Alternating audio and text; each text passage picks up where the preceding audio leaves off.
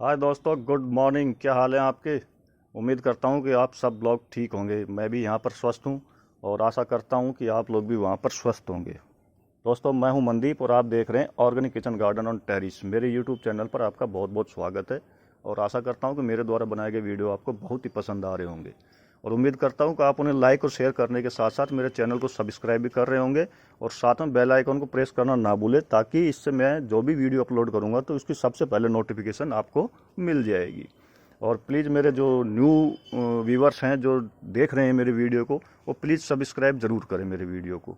Okay sir, आज हम बात करते हैं कद्दू के बारे में। यह एक बेल वर्गीय सब्जी है, कद्दू। यहाँ पर मैंने कद्दू की दो वैरायटी लगा रखी है मेरे टेरिस गार्डन के अंदर। आप देख सकते हैं मेरे टेरिस गार्डन में चारों तरफ हरियाली हरियाली है, खूब हरियाली है और भरपूर फ्लावरिंग होने लग रही है। हर बेल पे कुछ ना कुछ लगा हुआ रहता है।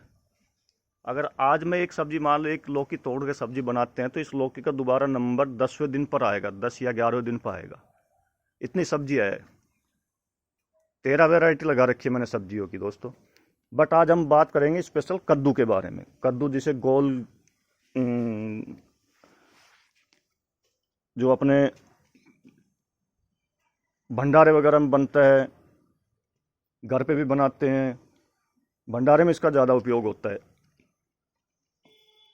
तो दोस्तों, आप देख रहे हैं कि मेरे यहाँ पर कद्दू की बेल में कद्दू किस तरह आए हुए हैं। आप देख सकते हैं कद्दू का साइज़ देखिए आप। मैंने इसको सपोर्ट देने के लिए ये घर पे एक पुरानी चुन्नी थी मैडम की, उसको कैंची से काट कर इसको यहाँ सपोर्ट दिया हुआ है मैंने, ताकि ये वजन से बेल को नुकसान ना पहुँचा दे। हालांकि ये ज़मीन पे होता तो ज़मीन पे टिका रहता है, ये आराम से बेल को इतना लोड लेने की ज़रूरत नहीं पड़ती। लेकिन अब ये एक्चुअली क्या है, मैं टेरिस पर लगा रखा है और ये इसको मचान पर चढ़ाया हुआ है। मचान पर चढ़ाने की वजह से क्या है, ये जब फ्लोरिंग आई, फ्लोरिंग जब फ्रूट में कन्वर्ट हुआ तो इसने अपना रूप लेना शुरू किया। रूप लिया तो ये बड़ा हो रहा है, तो ये वेट भी गेन कर रहा है, अपना वेट गेन कर रहा है, तो क्या बेल को नीचे झुका रहा है। तो इन सब चीज़ों को देखते हुए मैंने यहाँ पर इनके नीचे एक चुन्नी थी पुरानी, उस चुन्नी से इनको थोड़ा, इनके वेट को रोकने की कोशिश की गई है कि बेल पर इनका ज़्यादा दबाव ना पड़े। इसी तरह देखिए, वो सामने दिख रहा होगा आपको, है ना, ये देखिए, है ना, ये रहा। इसमें मैं बांधूंगा अभी, वो बांध रखा चुन्नी में ऊपर, है ना। ये नीचे तो ये एक ये रहा नीचे, ये टिका हुआ है ये। तो मैं आपको आज बताऊंगा कि आप अपने टेरिस गार्डन के अंदर कद्दू को कैसे लगा सकते हैं और इसको किस तरह से इसमें भरपूर हार्वेस्टिंग ले सकते हैं। तो दोस्तों, बने रहिएगा, जुड़े रहिएगा, वीडियो बहुत ही ज़्यादा इंटरेस्टेड होने वाला है। और इसी क्रम में हम आगे बढ़ते हुए शुरुआत करते हैं कद्दू के बीज से। तो हमें सबसे पहले तो कद्दू के बीज का चयन करना होगा कि हमें बढ़िया से बढ़िया सीड्स कहाँ से मिल सकते हैं। और बढ़िया सीड्स कहाँ से मिलेंगे? अपने नज़दीक के अंदर आपके जो दुकानें हैं, उन दुकानों पर आपको इसके बढ़िया सीड्स मिल जाएंगे। और उस सीड्स लाने के बाद मैंने उन सीड्स को क्या किया, पहले तो एक दिन हल्का सा पानी में भिगो के रखा उनको। एक दिन बस, 24 घंटे। जैसे आज सुबह, आज शाम को भिगोया तो कल शाम तक इसको भिगो के रखा। एक चीज़ और बता देता हूँ दोस्तों, जब भी आप बीज लगाते हैं तो शाम के वक्त मिट्टी के अंदर बीज लगाए, ताकि उसको पूरी रात नमी मिल सके। डायरेक्ट सुबह आप लगाएंगे तो पूरे दिन फिर धूप में रहता है, मिट्टी की नमी भी सोखता है, सूरज की किरणें जो होती है, और उसको अंकुरित होने में टाइम लग जाता है फिर। तो दोस्तों, ये है मेरे पास गमला, जो कि 18 इंच तो हाइट का है और इसकी 15 इंच चौड़ाई है, गोल इसकी जो गमले की है। इसके अंदर मैंने कद्दू की बेल लगा रखी है। ठीक है सर, ये बेलें मैंने जून के अंदर लगाई थी, अप्रोक्सीमेटली 15 जून के करीब। तो 15 जून से 15 जुलाई गई, 15 अगस्त गया, 2 महीने तो ये हो गए, 60 दिन हो गए। 60 दिन ये हो गए और 75 दिन हो गए आज, ये मान लो आप पूरा। क्योंकि आज 29 तारीख, 30 तारीख है, 30 अगस्त है आज। तो आप ये मान लीजिए पूरे इसको 75 दिन हो गए। 75 दिनों में आप देख सकते हैं कितनी बढ़िया हार्वेस्टिंग आ रही है, कितने बड़े बड़े कद्दू हो रहे हैं। मैं आपको सारे कद्दू दिखाऊंगा इसी में, वीडियो में बने रहिएगा। तो दोस्तों, इसमें हम जब बीज लगाते हैं तो जो मिट्टी को तैयार करते हैं, जो सॉइल को हम तैयार करते हैं, उसमें क्या होता है कि हमें ज़्यादा कुछ भारी चीज़ें डालने की जरूरत नहीं पड़ती, है ना। हम इसके अंदर 50% मिट्टी एंड 10% इसके अंदर मैं डाल देता हूँ बजरी, एंड 10% मेरे पास होता है पत्तों का खाद। जैसे इनके पत्ते सूखते रहते हैं ना, ये जैसे मैं आपको दिखाना चाहूँगा, ये सूखे रहे, ये डले रहे, वो जैसे ऊपर बेल में सूखने शुरू हो, जैसे सूखते हैं जो पीले पड़ जाते हैं, उन पत्तों को मैं तोड़कर इकट्ठा कर लेता हूँ, देख रहे हो ऐसे, और इनको एक बोरों में भर लेता हूँ, इनको एक बोरी में भर लेता हूँ। और जब सोयल तैयार करता हूँ, जैसे टर्न ऑफ होता है और दोबारा से गार्डन को लगाने का, दोबारा से बेलों को लगाने का टाइम शुरू होता है, मैं एक कड़ी वाइज चैन वार चलता हूँ, तो इसमें लगातार चलती रहती है और मुझे लगातार हार्वेस्टिंग भी मिलती रहती है। तो मैं जो पत्ते होते हैं उनको इसके अंदर डाल देता हूँ 10% के करीब, और 30% लेता हूँ रूढ़ी का खाद, जो गोबर का खाद होता है, जो गाय का हो चाहे भैंस का हो, किसी का भी हो, डिकम्पोज हुआ होना चाहिए आपके पास, है ना। तो दोस्तों ये सब करने के बाद फिर मैं इसके अंदर क्या है, बीज लगा देता हूँ। आप बीज को नर्सरी से भी ला सकते हैं, लगी लगाई पौध को, या फिर आप घर में भी इसको जर्मिनेट कर सकते हैं। घर में जर्मिनेट करेंगे बहुत बढ़िया रहेगा, बहुत अच्छा चलेगा पौधा। एंड बाहर से नर्सरी से भी लेकर आएंगे तो उसकी वैरायटी का पता नहीं चलेगा आपको, किस तरह की वैरायटी दे रहा है क्या नहीं है, ठीक है। तो आप जब सीड्स की शॉप पे जाएंगे और वहाँ से आप खरीदेंगे तो आपको सारा पता रहेगा भाई ये इस तरह की वैरायटी है और इसमें इस तरह के कद्दू लगेंगे, ठीक है दोस्तों। जुड़े रहिएगा, मैं आपको और आगे बताने वाला हूँ। तो आप देखिएगा, आप 75 दिन के ऊपर मेरे को कद्दू की कितनी बड़ी बड़ी हार्वेस्टिंग करने को मिल रही है। आपने कद्दू देखा, अब चलते जाइए आप। ये कैरेट में लगा रखी है, इस कैरेट का साइज है ऐसे तो है 12 इंच, आप देखिए यहाँ से लेकर नीचे तक तो है, इसकी हाइट तो है 12 इंच, और ये जो इसकी चौड़ाई है ये है 18 इंच, और ये जो इसकी इस तरह की लंबाई है, ये लंबाई है इस तरह की जो है 18 इंच, और ये जो चौड़ाई है ये है 13 इंच। इसके अंदर मैंने एक ही बेल लगा रखी है, देख आपको दिखाऊंगा, सभी में मैंने सिंगल बेलें लगा रखी है।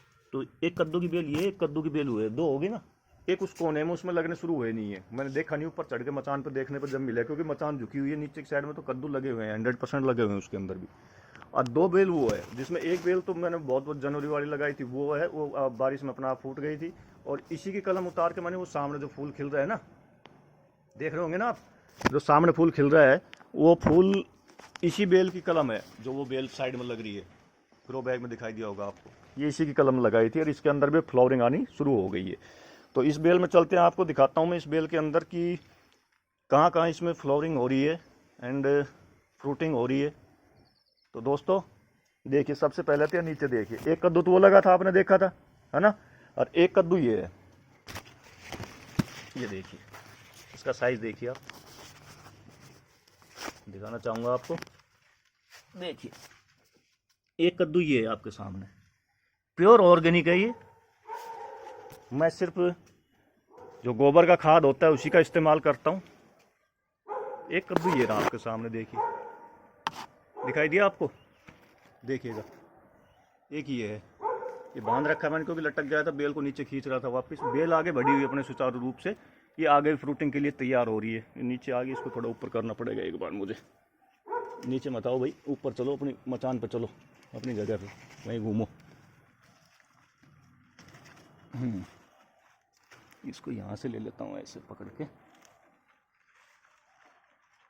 हाँ यहाँ आ जाओ आप, धन्यवाद भाई, आप यहाँ से चलो अब आगे, ठीक है। एंड अब चलते मैं आपको दिखाता हूँ उस बेल के ऊपर।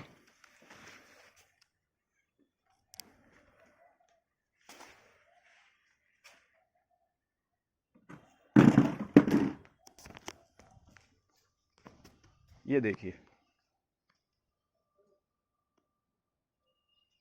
देखिए कद्दू का साइज,